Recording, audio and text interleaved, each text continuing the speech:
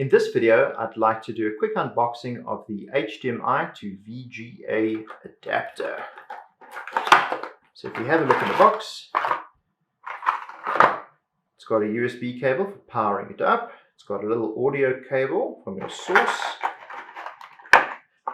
And what's important to note is that this will take the audio and video from the HDMI source, being a DVD player or a computer, and it will convert that through to VGA on this end here. So you can use it with an old monitor or something along those lines. And it has the audio output. So it will effectively split the video to run out of VGA and the audio to leave this 3.5mm jack here. This converts it from the digital back to an analog here. It does not go from this way around, so from the VGA back through to the HDMI.